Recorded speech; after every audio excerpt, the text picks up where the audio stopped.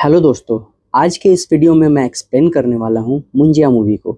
बड़ी बात यह है दोस्तों, इस मूवी को बहुत कम बजट में बनाया गया और इसका प्रमोशन भी बहुत कम किया गया। इस मूवी को डायरेक्ट किया है आदित्य सरपोतदार ने और यह फिल्म मैडॉक सुपरनैचुरल यूनिवर्स का एक हिस्सा है।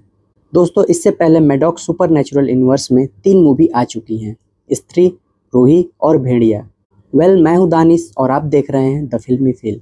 दोस्तों, अगर आप मेरे चैनल पर नए हैं तो सब्सक्राइब जरूर कीजिएगा और इस वीडियो को एंड तक जरूर देखिएगा ताकि आप इस मूवी को एंजॉय कर सकें।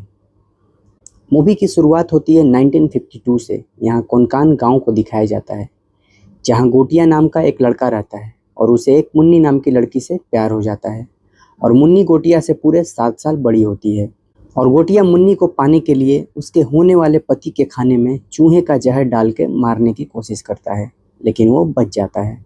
ये सब बात गोटिया की मम्मी को मालूम चलता है। गोटिया की मम्मी गोटिया को छड़ी से मारती हैं और गोटिया को समझाती हैं कि मुन्नी से उसकी शादी नहीं हो सकती, लेकिन गोटिया मानने को तैयार नहीं था।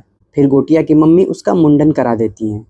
हालांकि गोटिया किसी से डरता नहीं है सिवाय अपने मम्मी के छड़ी से। मुंडन के दौरान गोटिया देखता है मुन्नी की शादी हो रही है और वो ये देखकर बहुत गुस्सा होता है। गोटिया मुन्नी के प्यार में इतना पागल था कि वो रात के समय चितुकबाड़ी जाने लगता है। चितुकबाड़ी गांव से कुछ दूर पर ऐसी जगह है जहां कोई भी जाने से डरता है, लेकिन गोटिया अपनी छोटी बहन को लेकर वहां चला जाता है और वहां जाकर काला जादू करने लगता है ताकि मुन्नी को हमेशा के लिए अपना बना सके।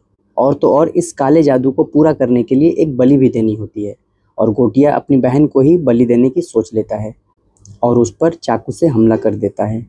गोटिया की बहन खुद को बचाती है और दोनों के बीच हाथापाई होने लगती है और इस दौरान गोटिया उस पेड़ से जाकर टकरा जाता है और उसके सर से खून गिरने लगता है और उसकी बहन दौड़कर जाते हुए अपनी माँ को बता देती है। तभी गोटिया की माँ और कुछ गांव के लोग वहां आ जाते हैं, लेकिन तब तक गोटिया मर चुका होता है। मरते मरते भी गोटिया के जुबान पर सिर्फ मुन्नी का ही नाम होता है। फिर गोटिया का अंतिम संस्कार किया जाता है और उसके रिमेन को पंडित लोग उसी पेड़ के पास दफन कर देते हैं जहाँ पर गोटिया काला जादू करने गया था और धागे से पेड़ को बांध दिया जाता है।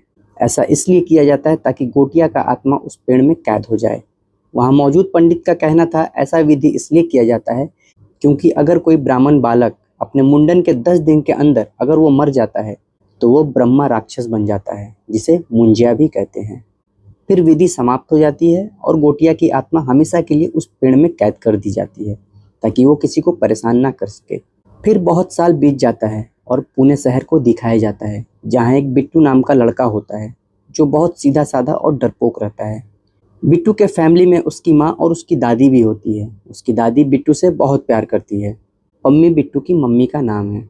बिट्टू और उसकी मम्मी मिलकर एक ब्यूटी पार्लर चलाते हैं और बिट्टू को भी पार्लर के कामों में मन लगता है, इसलिए बिट्टू एडवांस कोर्स करने के लिए बाहर जाना चाहता था और उसे इसके लिए स्कॉलरशिप भी मिल चुकी होती है, पर पम्मी उसे जाने नहीं देती। यहीं पर यह भी मालूम चलता है बिट्टू के पिता की डेथ हो चुकी होती है और बिट्टू को इस बारे कोई कुछ नहीं बताता। असल में बिट्टू भी कोनकान गांव से होता है और बिट्टू को कोई वहां जाने नहीं देता क्योंकि उस गांव में उसके पिता की डेथ हो गई थी। फिर बिट्टू के घर बेला आती है जो कि बिट्टू उसको बहुत पसंद करता है, लेकिन बेला बिट्टू को सिर्फ अच्छा वाला दोस्त मानती है। बेला का एक फॉरेनर बॉयफ्रेंड होता है जिसका नाम कुबा होता है और बेला जुम्बा क्लास ओपन करती है जिसका नाम कुबेला रखती है। बेला बताती है क्लास का नाम कुबेला क्यों रखी है, क्योंकि कुबा प्लस बेला इक्वल टू कुबेला। यहीं पर हम ये भी देखते हैं बिट्टू को विजन आते हैं उसी काले जादू वाले पेड़ का और एक राक्षस जैसा बच्चा उसको बुलाता है, पर यह सब बिट्टू को समझ नहीं आता और इग्नोर कर देता है। फिर बिट्टू अपने बेस्ट फ्रेंड के पास जाता है जो खुद को स्पिलबर्ग के नाम से बुलाता है और उसे वीडियो एडिटिंग का बहुत शौक था। उसी वक्त बिट्टू के मोबाइल पर उसकी कज़न रुक्कू का कॉल आता है जो उसी गांव में रहती है जहां का गोटिया रहता है और रुक्कू बिट्टू को बताती है उसकी सगाई होने वाली है और तुम्हें आना होगा। और यहाँ ये भी मालूम चलता है स्पीलबर्ग रुक्कू को बहुत पसंद करता है। वहीं दूसरी तरफ बिट्टू, पम्मी और बिट्टू की दादी गांव के लिए निकल जाते हैं। पम्मी बिट्टू को लेकर नहीं जाना चाहती थी, लेकिन रुक्कू बिट्टू की कज़न है तो मजबूरन लेकर जाना पड़ा। रुक्कू के पिता का नाम बालू होता है और वो बिट्टू के चाचा होते हैं और बालू काका से पम्मी की बिल्कुल नहीं बनती क्योंकि बालू काका का मानना था उनके भाई की जान पम्मी की वजह से गई है। दोनों एक दूसरे को आमने सामने देखना नहीं चाहते थे। तभी बालू काका अपनी माँ से चितुकबाड़ी बेचने के लिए पेपर पर साइन करने को बोलता है, लेकिन उसकी माँ पेपर पर साइन करने से मना कर देती है क्योंकि वो श्रापित जगह है इसलिए उसे बेचना नहीं चाहती। तभी बालू काका गुस्से में आकर बोलने लगते हैं, चितुक बाड़ी बेचने का प्लान तो मेरे बड़े भाई का था, ताकि बेचकर अपनी बीवी का पार्लर और बड़ा कर सके, लेकिन जिंदा वापस नहीं आया। वहीं बिट्टू ये सब सुनता है और अपने पिता के मौत के बारे पूछने लगता है। और बालू काका उसे बताते हैं, तुम्हें किसी ने नहीं बताया, तुम्हारे पिता पागल थे, चले थे उस पेड़ को आग लगाने लेकिन खुद मर गए। बिट्टू ये सब सुनकर बहुत हर्ट होता है। फिर बिट्टू रोता हुआ चितुक बाड़ी उसी श्रापित पेड़ के पास चला जाता है। वहाँ गोटिया, जो कि अब मुंजा बन चुका था, वो बिट्टू को देखकर खुश हो जाता है। दूसरी तरफ बिट्टू को लोग खोजने में लगे हुए थे।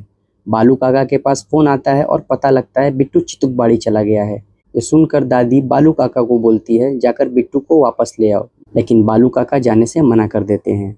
तभी बिट्टू की दादी अपने बक्से से एक छड़ी निकालती है और चितुक बाड़ी चली जाती है। असल में बिट्टू की दादी ही गोटिया की बहन है, जिसे गोटिया बचपन में मारना चाहता था।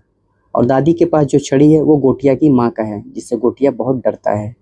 खैर, दादी वहाँ पहुँच कर देखती है बिट्टू को गोटिया ने पेड़ के टहनियों से जकड़ कर रखा है, जो कि गोटिया अब मुंजिया बन चुका होता है। दादी उस छड़ी से टहनियों पर मारकर बिट्टू को छुड़ा लेती है और बिट्टू को लेकर वहाँ से निकल जाती है। तभी मुंजिया अपने हाथों का निशान बिट्टू के पीठ पर दे देता है।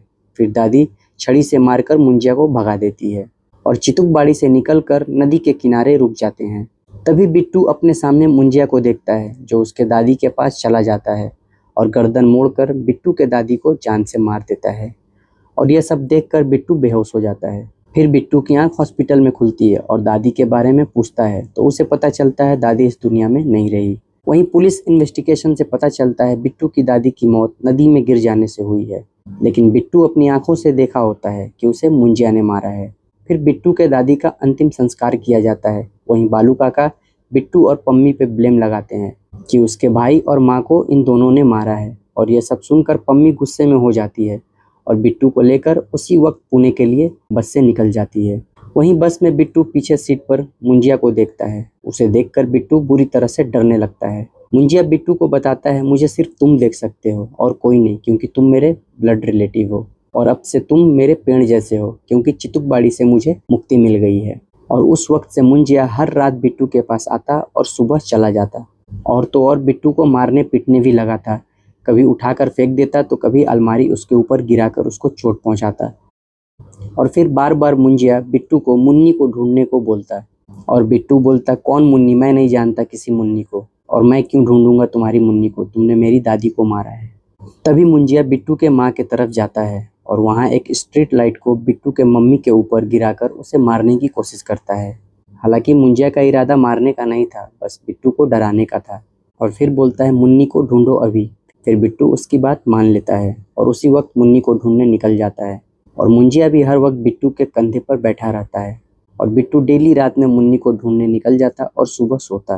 तभी स्पीलबर्ग आता है और बिट्टू से बोलता है, तुम्हारी मम्मी ने मुझे बताया है कि तुम रात भर गायब रहते हो और दिन में सोते हो, और तो और तुम चरस का नशा भी करने लगे हो। यह सब सुनकर बिट्टू हैरान हो जाता है और स्पीलबर्ग को मुंजिया के बारे बता देता है, लेकिन स्पीलबर्ग को इन सब बातों का यकीन नहीं होता। फिर बिट्टू अपने कंधे पर बने मुंजिया के पंजे के निशान को दिखाता है। तब स्पीलबर्ग को यकीन हो जाता है। स्पीलबर्ग को मुंजिया दिखाई तो नहीं देता, लेकिन वो उसे महसूस कर सकता है, उसकी आवाज़ को सुन सकता है। फिर बिट्टू को एक आइडिया आता है। वो स्पीलबर्ग से बोलता है, अगर मुंजिया का प्यार बचपन का है तो मुन्नी मेरे गांव की होगी। और यह सब पता लगाने के लिए बिट्टू अपनी कज़न रुक्कू को कॉल कर देता है और मुन्नी के बारे पूछने लगता है। लेकिन रुक्कू को मुन्नी के बारे कुछ खास पता नहीं होता, बट वो अपने दादी के कुछ ग्रुप पिक्चर्स को बिट्टू के नंबर पर व्हाट्सएप कर देती है। जैसे ही बिट्टू और स्पीलबर्ग उस पिक्चर को देखते हैं, उनको मुन्नी बचपन में ठीक बेला के जैसे ही दिखती है। और पता लगाने के बाद पता चलता है मुन्नी असल में कोई और नहीं, बेला की दादी है। फिर मुंजिया वहां आ जाता है और बोलता है, अभी मुन्नी के पास ले चलो। और बिट्टू और स्पीलबर्ग बेला के घर जाते हैं और मुंजिया वहां मुन्नी को देखता है, जो कि बहुत बूढ़ी हो चुकी होती है, इसलिए मुंजिया शादी से मना कर देता है। और उसी वक्त वहाँ बेला को देख लेता है, जो मुन्नी जैसी दिखती है। और अब मुंजिया बेला से शादी करने को बोलता है। और मुंजिया यहाँ ये भी बताता है, बेला को चितुक बाड़ी लेकर आना होगा और बेला की बलि देनी होगी, तब जाकर मुझे मुक्ति मिलेगी। और यह सब सुनकर बिट्टू सोच में पड़ जाता है। तभी इसका सॉल्यूशन निकालने के लिए स्पीलबर्ग बिट्टू को एक भूत भगाने वाले बाबा के पास ले जाता है, जिनका नाम एल्विस करीम प्रभाकर होता है। देखने से ये तो पूरा ढोंगी बाबा दिखते हैं, लेकिन जैसे ही बिट्टू अपने पंजे के निशान को दिखाता है, एल्विस बोलते हैं मुंजिया, और यही एल्विस बताते हैं अब तक वो 4 मुंजियों को ठिकाना लगा चुके हैं।